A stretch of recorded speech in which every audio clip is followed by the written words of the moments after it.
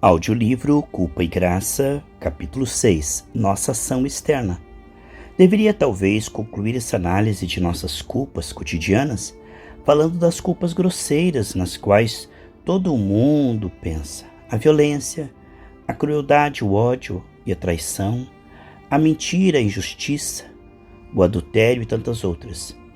Mas isso não interessa aqui. O que prende mais a nossa atenção é o sentimento de culpa, que todo homem experimenta, não pelo mal que fez, mas pelo bem que deixou de fazer. Este é o tema do juízo final, como Cristo descreve em um texto tão poético que até parece parábola, Mateus 25, do 31 ao 46. Ao contrário do moralismo que imagina que ele nos reprovará pelas faltas que cometemos, Jesus Cristo nos lembrará que será o contrário. Seremos julgados pelas boas ações que deixamos de fazer. Culpas muito maiores, infinitas. Este trecho é de grande interesse porque mostra justamente como outras de suas parábolas, que Jesus Cristo conhecia, o inconsciente bem antes da psicologia moderna tê-la descoberto. Tanto os que ele coloca à sua direita como os que coloca à sua esquerda manifestam o mais vivo espanto. Uns fizeram o bem sem saber e outros falharam, também sem perceber. Há na presença de Jesus Cristo uma tomada de consciência de uma conduta inconsciente. Há aqui também uma oposição entre o dever e a vida. Muita gente tem uma espécie de religião do dever, que quer dizer, assume atitudes convencionais que não são nem vivas nem espontâneas. Quando se reflete nelas, esta moral do dever aparece como uma proteção contra a culpa. Ela consiste na realidade em definir arbitrariamente um certo número de tarefas a fim de ter a consciência tranquila quando elas forem feitas. Essas pessoas dizem com uma bela e cândida segurança: não tenho nada a me reprovar, cumpri o meu dever. Mas a repressão da culpa resulta em um endurecimento do coração. Não vemos mais o que Deus espera de nós além do dever convencional. É precisamente isto que Jesus enfatiza no texto do juízo final. Para contrastar com isso, em toda a sua inquietante plenitude, o sentimento de culpa dos seus ouvintes legalistas, podemos comparar isto a outra palavra de Jesus: assim também vós, depois de haverdes feito quanto vos foi ordenado, dizeis: somos servos inúteis, porque fizemos apenas o que devíamos fazer. Lucas 17:10. O que comove verdadeiramente os nossos pacientes é o que fazemos de extraordinário por eles, o que ultrapassa o dever convencional em um impulso espontâneo do coração, mesmo que somente uma palavra pessoal, mas uma palavra genuinamente pessoal. Sentimos constantemente o perigo da rotina, da caridade que perde o seu sabor por se tornar um trabalho. Quem de nós não sentiu alguma inquietação diante dessa profissionalização da dedicação? Porém, esta culpa da omissão tem uma carga bem mais geral ainda. Ela compreende tudo o que sonhamos, mas que não realizamos. Os poemas escondidos em uma gaveta secreta, aos quais faltam sempre alguns versos e algumas correções. Ela compreende as promessas pronunciadas em um impulso religioso, em um momento rápido, tudo o que realizamos incompletamente, que foi esboçado e abandonado. Tudo que é inacabado, tímido, inexprimido e disforme. Enquanto somos jovens, podemos ter ilusões sobre nós mesmos. O que fazemos consola-nos pelo que não fazemos, e o que sonhamos ou esperamos consola-nos pelo que nos falta na realidade. Acreditamos ainda que no futuro haverá uma desforra sobre o passado e sobre o presente. À medida que avançamos em idade, essas miragens se dissipam. É melhor confessar do que enganarmos a nós mesmos. Tentamos crer em realizações que jamais virão. Em plena idade madura e depois na velhice, coisas terríveis sobrevêm. Elas são fontes de doenças, tanto psicológicas como psíquicas, como físicas. Justamente no momento em que nossas forças diminuem, quando baixa a capacidade de trabalho, quando as obrigações sociais se multiplicam, deixando assim menos lugar à espontaneidade, é que o homem sente que ele se deixa devorar pela vida, que 1000 necessidades secundárias o assaltam mais e mais. Ele vai de procrastinação em procrastinação, e o que mais queria fazer neste mundo se esvai para sempre. O que lhe resta de tudo que o absorveu cada dia? Quantas horas contam de verdade uma vida? E quantas deixam um sabor de plenitude, de realização?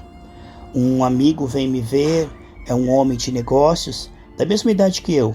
Ele sempre foi sincero nas suas condições religiosas, enquanto tantos homens de negócios se acomodam estranhamente em um sistema econômico e social tão profundamente contrário à sua fé.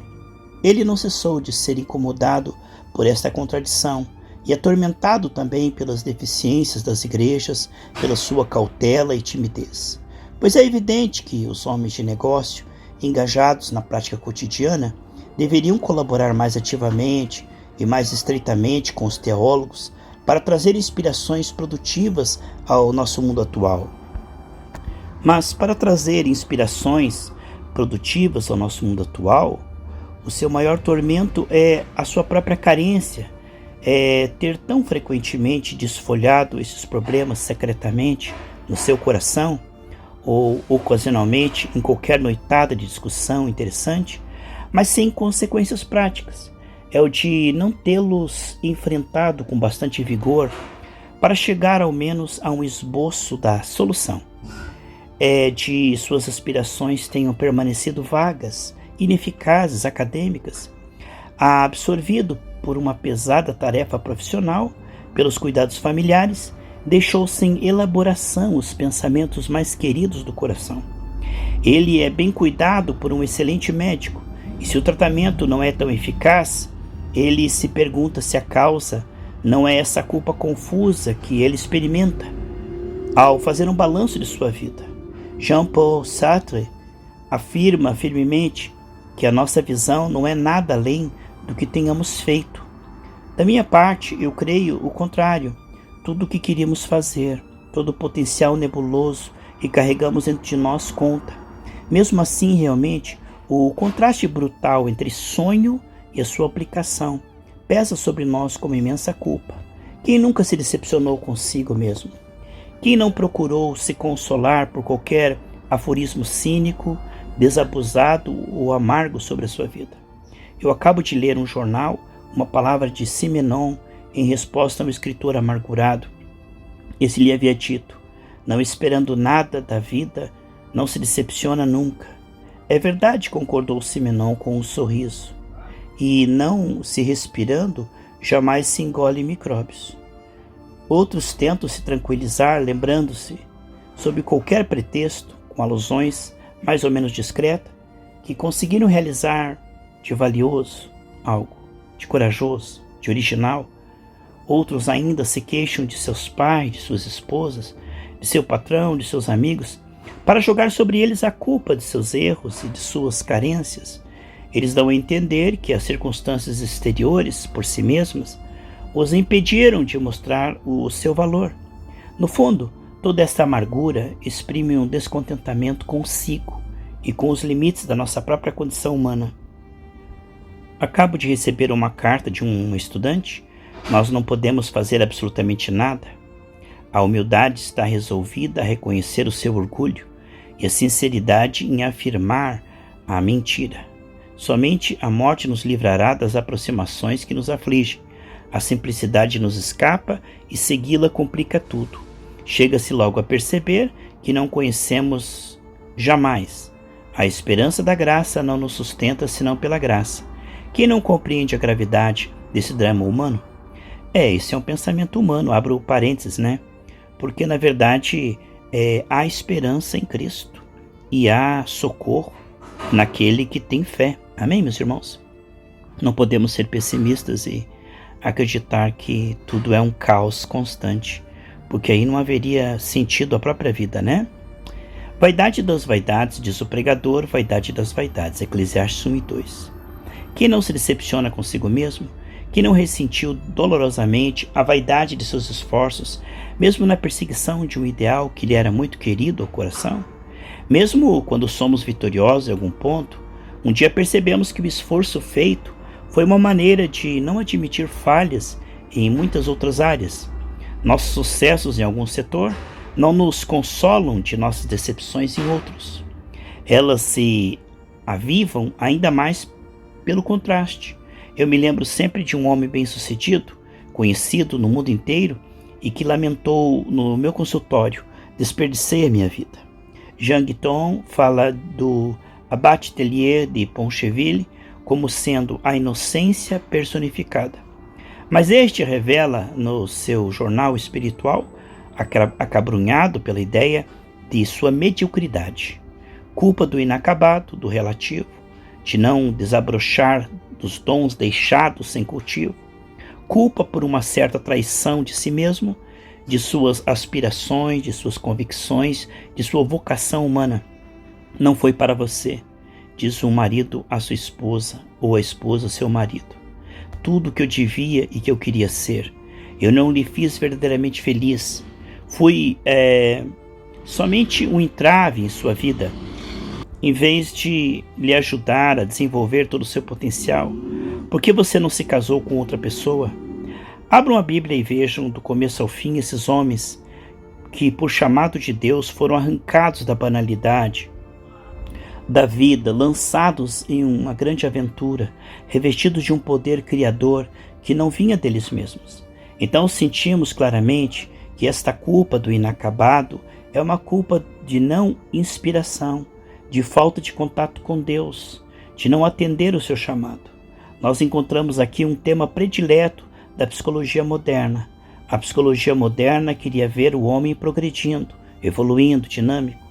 Freud nos revela tudo o que permanece infantil e regressivo em nós. Este medo da vida, das responsabilidades, essa saudade de refúgio no colo materno. Todos somos crianças e todos nós nos sentimos culpados de ser tão poucos corajosos, tão poucos viris, tão pouco adultos. Jung amplia essa noção falando da integração, mostrando que o destino do homem está em assumir tudo o que existe dentro de si mesmo. Porém, o novo nascimento de que fala Jesus Cristo, a transformação do homem pelo Espírito Santo, que nós vemos realizada na igreja primitiva, contém e ultrapassa essas noções seculares de tornar-se adulto, freudiano e da integração junguiana. Mesmo assim, é lastimável que entre os fiéis de todas as igrejas haja tantas pessoas infantis e tímidas, e tão poucos que são radiantes, vitoriosos e bem desenvolvidos. Mas qual a causa dessa deformação no cristianismo que tão frequentemente esmaga os homens em lugar de libertá-los? Sentimos-nos responsáveis por este cristianismo, culpados dessa deformação da qual participamos, culpados de demonstrar tão mal o poder de Jesus Cristo. Certo, nós somos fracos em nossa condição humana, talvez sem culpa dessa fraqueza, mas o apóstolo Paulo não disse que precisamente da nossa fraqueza deveria eclodir a força de Deus? 2 Coríntios 12:10, é perante Deus que nos sentimos culpados de não nos tornarmos o que Ele espera de nós, de nos deixarmos paralisar pelo medo, de nos deixar amodar por nosso meio, petrificar pelo cotidiano, ser cópia de outros em vez de tirar partido dos dons específicos que Deus nos confiou. Aqui eclode a oposição entre as falsas culpas sugeridas pela sociedade e a responsabilidade pessoal diante de Deus.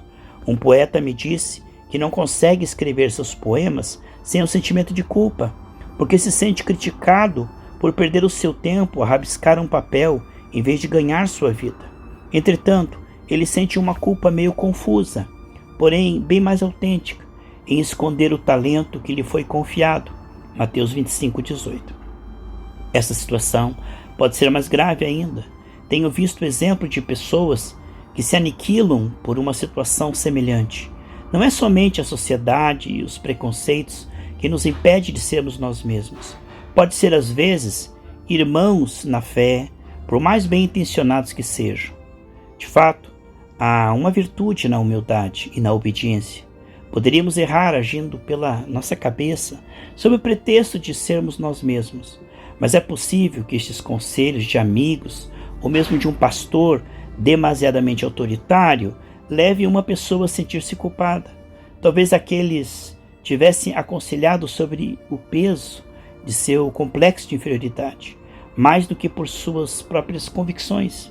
Não falo aqui da vida monástica, onde a obediência é escolhida como um voto inspirado por Deus, nem da submissão exigida de um eclesiástico em relação aos seus superiores, mas quando cristãos, iguais perante Deus, procuramos juntos sua inspiração. Acontece que aquele que é seguro de si mesmo anula o outro, sobre o qual se impõe. De acordo com as suas próprias ideias, ele pode, com uma palavra, abafar a opinião de seu amigo, sem que este tenha ousado expor sua opinião ou defendê-la. Então, de repente, este amigo se aperceberá que sua vida, longe de se tornar mais fecunda, se tornou estéril, que se deixou dominar, que obedeceu aos homens mais do que a Deus, Atos 5:29, que não sustentou ardentemente suas próprias ideias, mas que traiu a si mesmo. Essa noção de fidelidade a si mesmo é sentida em todas as pessoas, quaisquer que sejam suas crenças e suas descrenças, sejam elas cristãs ou existencialistas. É uma fonte universal de culpa, porque ninguém se sente sempre fiel a si próprio. É uma culpa universal, mas muito pouco consciente, porque precisamente ela nos é tão penosa que temos muito receio de confessá-las a nós mesmos. 1000 razões nos vêm à mente para nos desculpar. Conversei recentemente com um filósofo francês. Falei-lhe que a covardia me parecia um dos pecados mais generalizados e menos conscientes. Talvez isto explique porque a coragem foi colocada pelos antigos lá em cima na hierarquia das virtudes. Disse ele. Ele ficou surpreendido diante da minha afirmação e pediu um exemplo.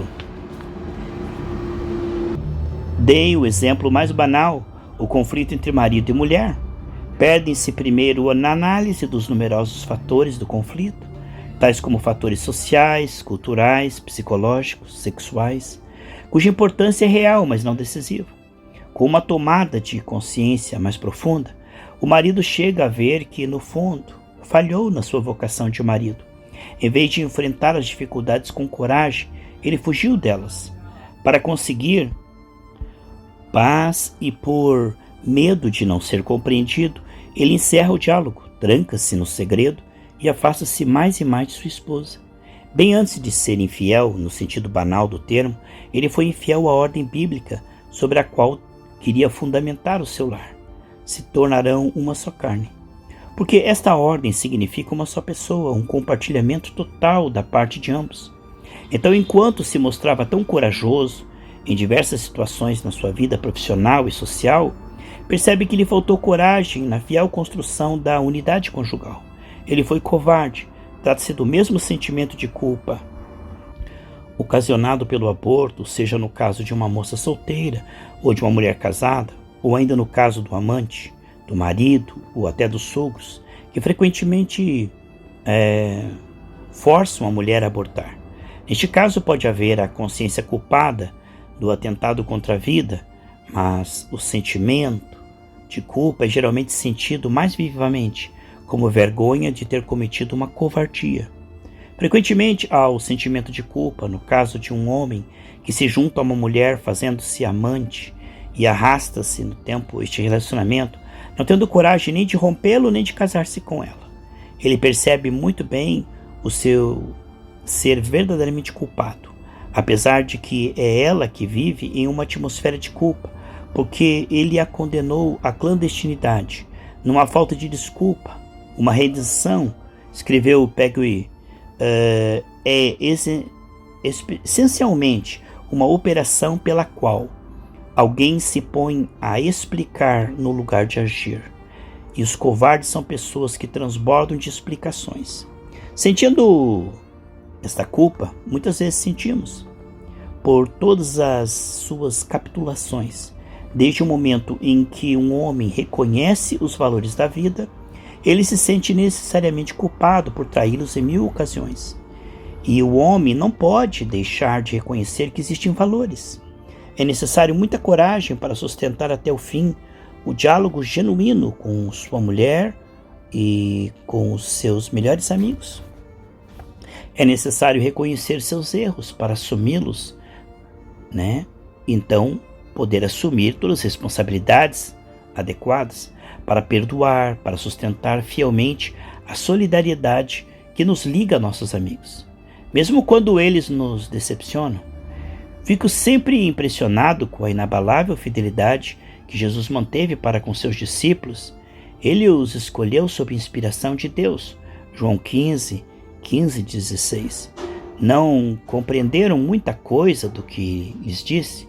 Fizeram-lhe perguntas tolas, mostraram-se ambiciosos e covardes, mas ele continuou a ser-lhes fiel, a contar somente com eles e colocar-lhes nas mãos todo o arremate do seu ministério na terra. A fuga caracteriza a nossa vida diária. Todos nós fugimos a todo momento no silêncio ou na tagarelice, na inércia ou no tédio, nos prazeres da mesa ou na biblioteca, na leitura de um jornal ou no tricô, nos esportes ou na poltrona, nas palavras espirituais ou nas discussões ociosas, preguiçosas. 2 Timóteo 2,23. Nós nos escondemos atrás de um regulamento oficial para cobrir nossa responsabilidade, quer dizer, proteger-nos contra a culpa. E esta fuga é assim mais culposa. Nós nos escondemos tanto na cólera quanto na doçura, na autossuficiência ou na modéstia, no sentimentalismo ou na agressividade, no conformismo ou na boemia, na crise de nervos ou no autocontrole, na doença ou no estoicismo. Ser fiel a si próprio é ser íntegro consigo mesmo em todas as circunstâncias, diante de qualquer interlocutor. Nós nos calamos sobre as nossas convicções mais profundas ou sobre as dúvidas que surgem inevitavelmente. Nós velamos nossos sentimentos ou os manifestamos mais ardentes do que eles são. Ser fiel a si próprio é ser natural, espontâneo, sem medo de julgamento dos outros. Invejamos o rei Davi, que ousava, na sua alegria, saltar e dançar em plena rua, atrás da arca de Deus, que ele levava a Jerusalém. Ele não tinha medo de sua mulher, Mical, que de sua janela o olhava com desprezo. 2 Samuel 6,16. Mas vejam bem, a espontaneidade tem também os seus inconvenientes. E também por ter sentido o desprezo de uma mulher, Davi a enganou mais tarde com uma mulher de Urias. 2 Samuel 11, do 1 ao 5. A manifestação dos sentimentos dá lugar também a culpas contraditórias. A manifestação dos sentimentos dá lugar também a culpas contraditórias. Há muita gente que tem vergonha de chorar. Há famílias onde chorar é considerado uma vergonha, como também em qualquer explosão de alegria. Tive pacientes que me confessaram ter hesitado longamente em me procurar com medo de chorar em meu consultório. Entretanto, Jesus chorou abertamente quando se aproximou do túmulo de seu amigo Lázaro, João 11:35. Se bem que ele havia dito com a mesma franqueza, ao saber da morte de seu amigo, que ele se regozijava por não ter estado lá, João 11:15. Muitos maridos, passada a lua de mel, se esquivam de falar do seu amor à sua mulher, como se isso fosse uma fraqueza culpada, indigna de um homem. E ao mesmo tempo eles se sentem vagamente culpados pela petulância de sua mulher, que traduz sua sede de afeição. E a mulher também tem vergonha de importunar o seu marido ou suas amigas pelo transbordamento de seus sentimentos. Nós fugimos também de Deus. Frequentemente, nos surpreendemos a barganhar ou usar truques com ele, pois maldito seja o enganador que, tendo macho no seu rebanho, promete e lhe oferece ao Senhor um defeituoso, diz o profeta Malaquias 1,14. Há momentos em que a piedade que apregoamos nos parece a pior das mentiras. Nós não fazemos a nossa meditação diária por não querer escutar o que ele tem a nos dizer, ou protestamos porque ele não fala quando de fato o que ele diz nos desagrada. Assim o rei Acabe mandou aprisionar o profeta Miqueias. Foi por meio do que Miqueias, do que Deus predisse a morte de Acabe, na guerra que este planejava. Ele nega a profecia de Miqueias e vai para a batalha, mas ainda inquieto tenta empregar um ardil com Deus. Ele se disfarça e troca de roupas reais com as de Josafá. Na confusão da batalha, Josafá não é morto, enquanto uma flecha atirada ao acaso mata o rei, que se considerava tão esperto. 1 Reis 22, 15 ao 38. Contudo, não é suficiente escutar a Deus, é necessário obedecê-lo. A culpa da omissão nos ocorre constantemente na nossa atividade profissional. Será que damos às pessoas que estão, de algum modo, ligadas a nós, tudo o que Deus quer que nós lhe demos? Será que nós não estamos contentando a nós mesmos, muito frequentemente, com um tratamento superficial? Será que nós, médicos, por exemplo, não sentimos às vezes que o medicamento que prescrevemos não é senão um paliativo bem insuficiente? Não seria necessário ir mais fundo? Abordar os problemas da vida que entrevemos atrás da angústia de nosso próximo? Mas talvez isto seja longo e difícil. Não saberemos o que dizer diante de problemas delicados. Isso pode nos levar a um terreno pouco familiar, mesmo a questões morais e religiosas, sobre as quais não nos sentimos seguros. Então, a receita, a farmácia, um conselho de higiene, uma boa palavra de encorajamento ou de simpatia profunda, isso já é alguma coisa. Nós tentamos nos justificar, dizendo a nós mesmos que fizemos o nosso dever de médico. Um padre, um pastor, um amigo poderá fazer o restante melhor do que nós. Será que o paciente não esperava mais de nós? Um colega holandês falava recentemente da medicina integral com uma ginecologista. Esse lhe fez sinceras objeções. De minha parte, sou mais modesto, disse ele. Sou somente um técnico, e para fazer bem meu trabalho, devo me ocupar exclusivamente do que é relevante em minha especialidade. Para o que é da pessoa em si, do organismo inteiro, da psicologia e da vida espiritual, que consulte os especialistas e os eclesiásticos. A cada um o seu trabalho. Neste momento, o ginecologista foi chamado ao telefone. Ele ficou transtornado ao colocar o telefone no gancho. Veja você, disse ele a meu amigo. Examinei outro dia uma moça que um colega havia me enviado para saber se estava grávida. Ela não estava. E eu lhe disse isso. Ela foi embora. Agora o colega me telefonou e me disse que ela se suicidou ao voltar para casa. Grávida ou não? A questão parecia puramente técnica, mas uma questão humana nunca é puramente técnica. Para esta moça, sem dúvida, a questão possuía repercussões enormes. Ela colocava em jogo todas as suas concepções de vida, de valores, de felicidade. A todos meus colegas e aos teólogos que me reprovam por incentivar os médicos a sair dos limites do trabalho, eu pergunto onde eles traçam esses limites e qual é o critério. Mas eu mesmo me faço campeão da medicina integral, surpreendo-me com atos de covardia culposos. Outro dia, uma senhora que eu tratei há alguns anos, com os quais tinha entrevistas muito profundas, foi convocada pelo cirurgião, após ter uma hemorragia, para fazer uma retroscopia. Compreendi bem em que ela pensava, em que ela temia, de onde vinha a emoção que ela manifestava. Eu também pensei nisto. Eu sabia que eu pensava nisto. Eu sabia que ela o sabia. Portanto, por uma certa cumplicidade mútua, havíamos deixado a entrevista desviar-se para outros assuntos menos carregados de angústia e de incertezas. Tomado de remorso, eu lhe disse timidamente à porta na saída: eu orarei por você por este exame. Foi depois, quando ela me trouxe o resultado tranquilizador do exame, que lhe pedi perdão por não ter sido um médico integral, preocupado com a sua personalidade como um todo. O sofrimento não conhece fronteiras, quer dizer, o sofrimento vivo, o sofrimento humano de uma pessoa inteira. Nossa vocação é de responder a este sofrimento. Nós temos uma missão para com o nosso próximo e não podemos negligenciá-la, sem um vivo sentimento de culpa. Mas todos sentimos que a nossa tarefa é mais ampla, com definições maiores, e nós experimentamos também uma culpa por nos esquivar disto. Nós médicos, frequentemente, temos certeza ao redigir uma receita que o medicamento prescrito, mesmo por mais indicado que seja, serve para fugir de um problema que precisaria ser resolvido. Sentimos o quanto um medicamento como este, puramente técnico, é insuficiente. Não se trata de tomar o lugar de um eclesiástico, de ensinar, de pregar, de doutrinar, de admoestar, ou pior ainda, de fazer proselitismo.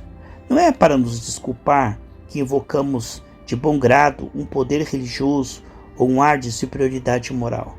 Nunca é suficiente, na maioria dos casos, confiar um paciente a um psiquiatra ou ao ministro. Dai-lhes voz de comer, dizia Jesus a seus discípulos, Mateus 14,16.